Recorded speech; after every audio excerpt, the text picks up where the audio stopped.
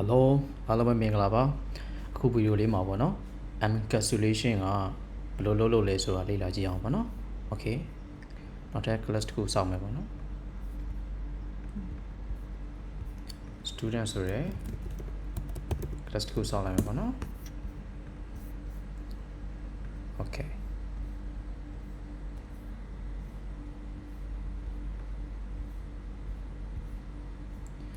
Okay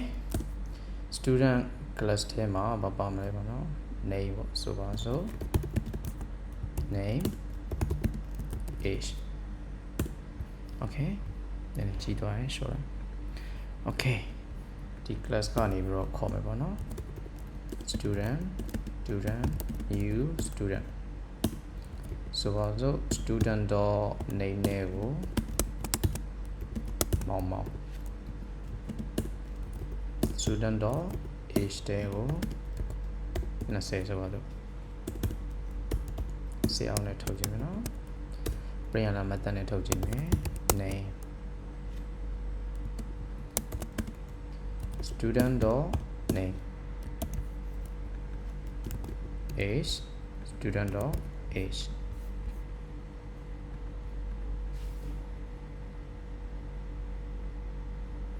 Okay ဒီလိုတောင်းထားရပါနော် Okay ဒါဆိုရင် encapsulation ရဲ့အကြောင်းကိုလေ့လာကြည့်အောင်ပါနော် encapsulation ဆိုတာကပါလဲပေါ့အခုဒီမှာဆိုလို့ရှိရင်ဒီပုံလေးကြည့်လိုက်ပါနော်ထဲတဲ့ကဒါရက် class တစ်ခုပေါ့ capsule ပုံစံမျိုးပါနော်ဒါ class တစ်ခုပေါ့အထဲထဲက member တွေကိုတော့တင်ထားတာပေါ့တင်ထားတော့အပြင် class ကနေယူသုံးလို့မရအောင်တင်ထားပါပေါ့ဘာနဲ့ပဲခေါ်သုံးလို့ရလဲဆိုတော့ data method ကိုပဲသုံးပြီးတော့ခေါ်သုံးရပါပေါ့နော် data method ဆိုရင် getter setter တို့ပေါ့နော်အဲ့ function ကိုယူသုံးရမယ်ဒီလိုဟာမျိုးပေါ့ထဲထဲက data တွေကို hidden လုပ်ထားတဲ့ဟာမျိုးကို encapsulation လို့ခေါ်ရပါတော့ Okay လေ့လာကြည့်အောင်နော် Okay ဒီမှာဆိုရင်ပေါ့နော်student ဆိုရဲဒီ student class ရဲ့အပြင်ကနေပြီးတော့ခေါ်သုံးထားရပါတော့ Okay အဲ့ဒါဆိုရင် encapsulation ပုံစံရေးကြည့်မယ်သူ့မှာပါမလဲပေါ့နော်get method set method ပါမယ်ပေါ့နော် Okay set name string name method တခုရေးကြည့်မယ်ပေါ့နော် Okay အဲ့ဆိုရင် name နဲ့ကို name ထည့်ပေါ့နော်ပြီးရင် get method ရေးမယ် get name return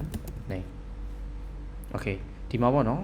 name ဆိုပြီးတော့ဒီ name နဲ့ကို name ထည့်ပေါ့နော် Okay ဒီမှာဆိုရင် this.name ဒီ this ရဲ့အကြောင်းပေါ့နောက်တဲ့ဗီဒီယိုတစ်ခုမှာတေးသေးသွားကြည့်လို့ရပါတယ်အခုလောလောဆယ်ဒီတိုင်းပဲသုံးပြရမယ်ပေါ့နော်ဆိုရင်ဒီလိုမသုံးတော့ပေါ့နော်ဒီလိုမသုံးတော့ဘဲနဲ့ student တော့ set name စမလို့ပဲမောင်ထည့်လိုက်မယ် set age sorry ဒီကောင်မရေးရသေးဘူး Okay name တခုရင်စမ်းကြည့်မယ်ပေါ့နော် student တော့ get method နဲ့ခေါ်မယ်အဲ့ဆိုရင်မောင်ဆိုပြီးကြာလာတယ်ပေါ့နော် Okay မောင် Okay အလားတူပဲပေါ့နော်ဒါ age တွေလည်းအဲ့လိုရေးကြည့်မယ်ပေါ့နော် public void set age parameter က integer age this dotပေါ့နော် age တဲ့ကိုဒီ parameter ရဲ့ဟာကိုထည့်မယ် Okay ပြီးရင် integer return ပြန်မယ် get age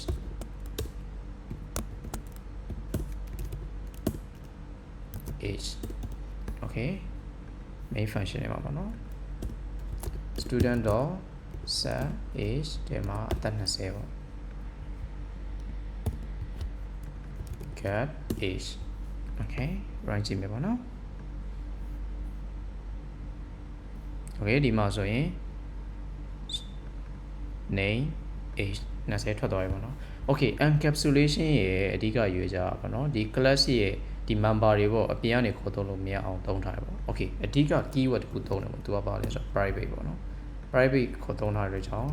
အပြင်ကနေပြီးတော့ဆိုတော့လိုပဲပေါ့နော်ဒီ student တော့ name ဆိုပြီးတော့